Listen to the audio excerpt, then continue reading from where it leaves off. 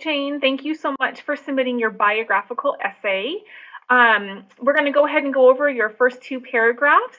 And as I am going over this with you, feel free to pause the recording at any time or stop it for a minute if you need to dig into your essay right away and change something or add something based on my commentary. So I want to start off with your first statement. You state, I used to live in a bubble, isolated from reality. That's a really short and impactful statement. And then you go on to discuss what your bubble looked like about in your picturesque New Jersey town and the tree-lined streets and, the plans that you had of, becoming a member of student council and the yearbook club. You had your whole path laid out for you. And so what I really want you to do is to explain how all of this is not reality. What were you isolated from? And at 13 years old, when this event took place, how did your 13-year-old self understand reality compared to how you see it now? Did you think that at 13 this was reality, or was this a realization that you came to later on at 18 when you are writing this essay? You then go on to discuss your significant events that when you were 13 years old, your parents' business was destroyed by a fire, and that kind of led into your change in perception. So you discussed the fire, and then because of the income, you discussed the move that you guys had to make. But what I also want you to discuss is you go from the business was destroyed by a fire, and then you had to sell your belongings, pack everything else up in a U-Haul truck, and you moved into a worn out, dingy apartment. And so, what does the timeline look like? Did this change come days after the fire? Was it weeks? Was it months?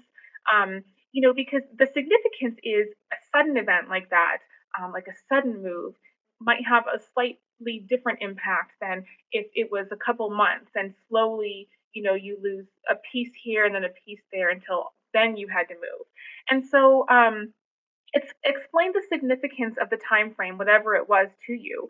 If it was sudden, convey how your 13-year-old self was feeling. How did you process this transition, sudden or not sudden, at 13? And then I want you to think about when you actually move into your worn out apartment. Why was this traumatic? Why was this shift from your bubble in your New Jersey town to a worn out, seemingly dingy apartment? Why was that shift traumatic?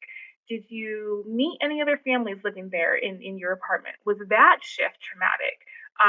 Going from economic security to something that was not so certain, including people who might be in a similar situation to where their economic security is not so certain either. And why? Why was that traumatic for you at 13? What was your 13-year-old self thinking as you reflect now at 18 years old? Perhaps consider discussing your own sense of security. And then you discuss your parents' muffled arguments through the walls. How did their reaction? How did the fact that the arguments took place behind walls, maybe as opposed to in front of you, how did that affect you? And so I know that first I want to say that your use of vocabulary is just phenomenal, and I think you need to keep with your tone. You need to keep with your sentence structure.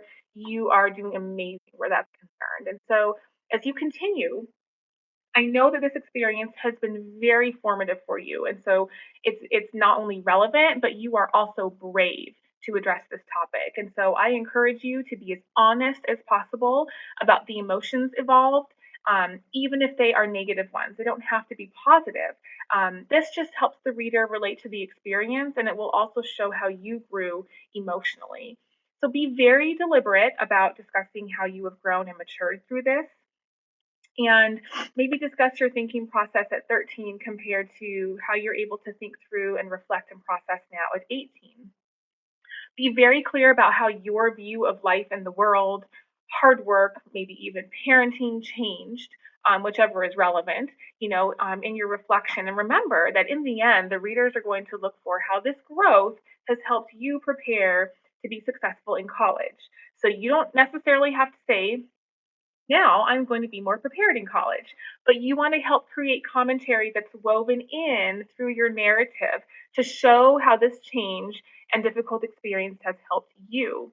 So sometimes these, in the face life experiences, life events, they can hurt us so much, but they can also help us grow and form our perception of the world around us. And so make sure that your audience understands the bottom line difference between you at 13 and your perception on life and then your 18-year-old perceptions now. So I encourage you to keep developing this from your heart. I am so honored to be a part of it. And let me know what other questions you have. Why don't we touch base after you write your next two paragraphs? Thank you, Jane.